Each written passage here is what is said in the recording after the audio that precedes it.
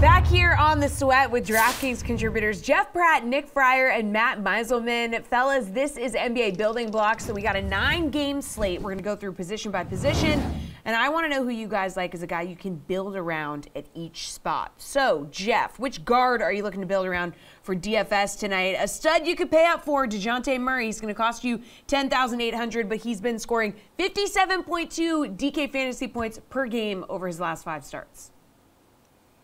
I'm not paying up for DeJounte Murray. I'm paying just a little bit less for Trae Young at 10.3K. Trae's in full takeover mode as of late as he tries to drag the Hawks to the play-in. He scored 51 plus DraftKings fantasy points in 3 straight games, including a huge 63.75 point outing last night.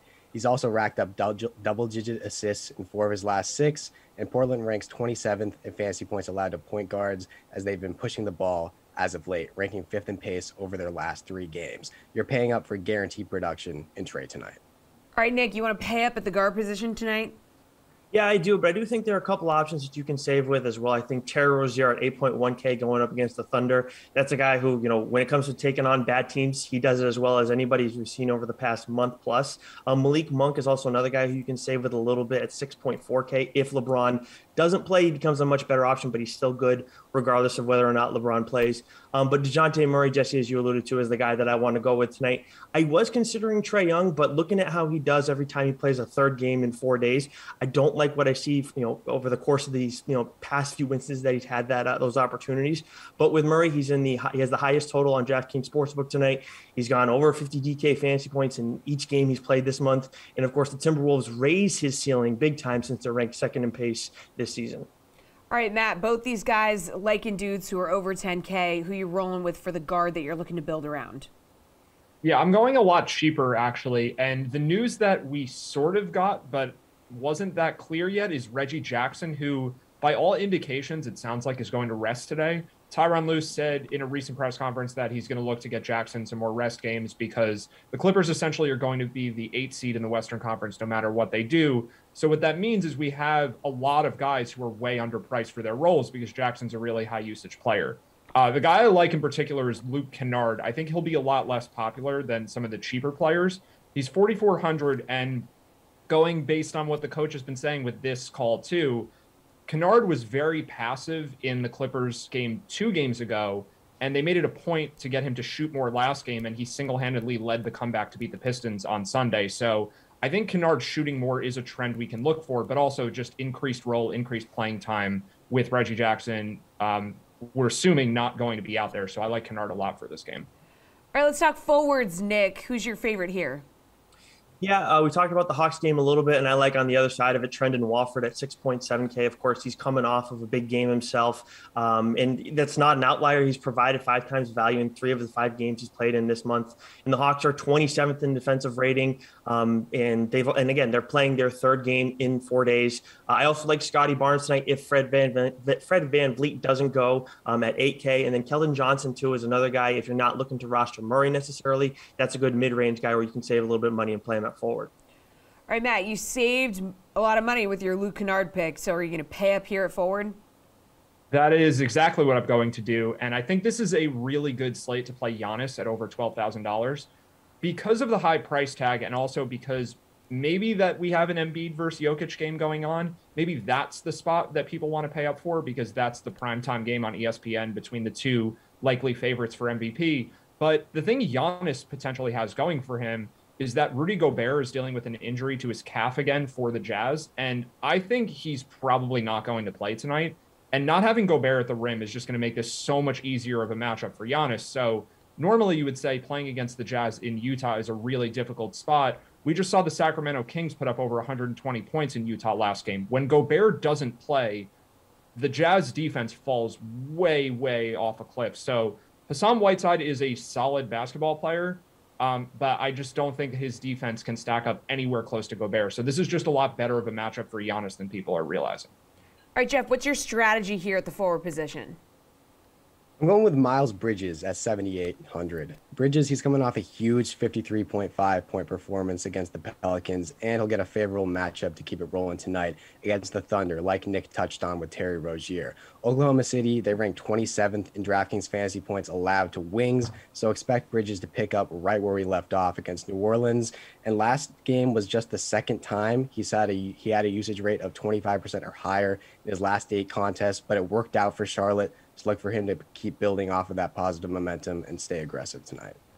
All right, which center is the best option, do we think, Matt? No surprise here. The Joker is the most expensive guy on the board, $12,400.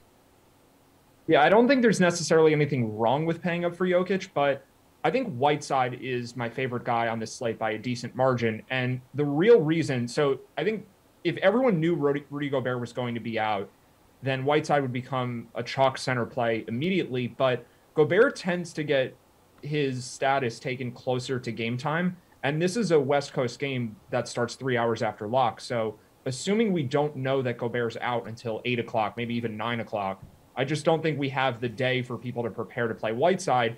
And he's coming off a game where he just had almost 50 fantasy points. He had 20 rebounds, and he's still priced in the 5,000s. Clearly, it's hard to price him when you don't know if Gobert is going to be there or not. But Whiteside would be a lot more expensive than this in general if Gobert was out of the lineup for any significant amount of time. So I think the combination of the late news and then just how good Whiteside's been recently, his minutes should be secure. I think that makes him a really strong play tonight. All right, Jeff, what do you think is the strongest play at center?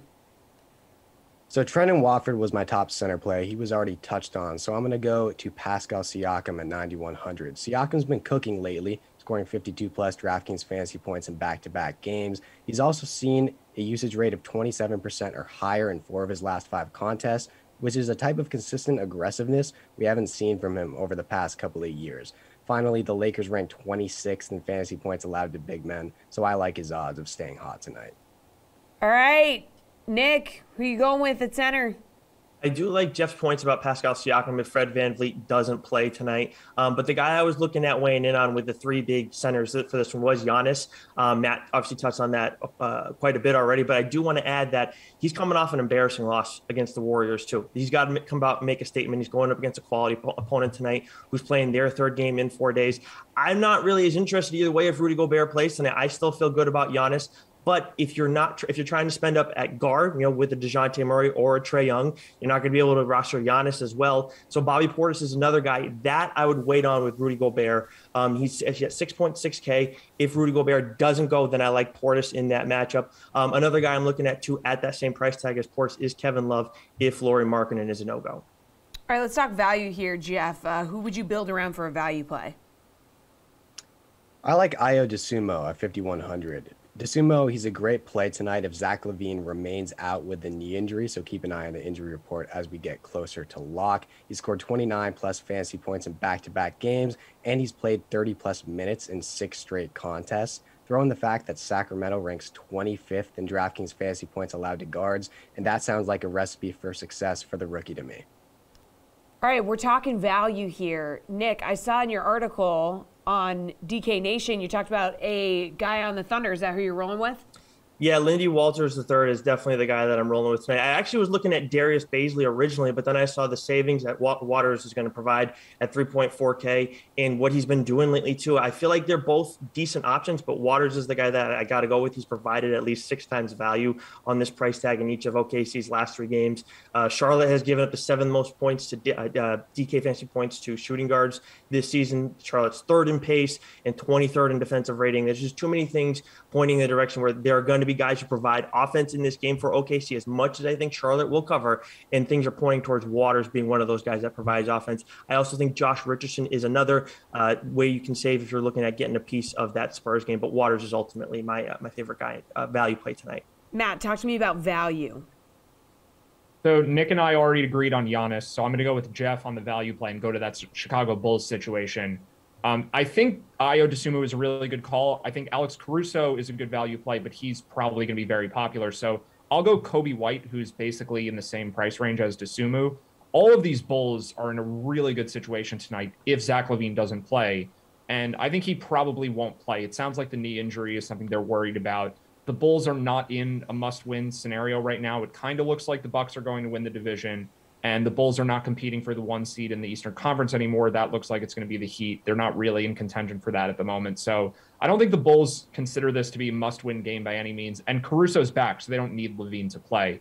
So I think Kobe White makes a lot of sense. He gets an increased role with LaVine not there. But Dosunmu, Caruso, I think all of the Bulls players should do a lot better in this really good matchup against Sacramento without LaVine playing.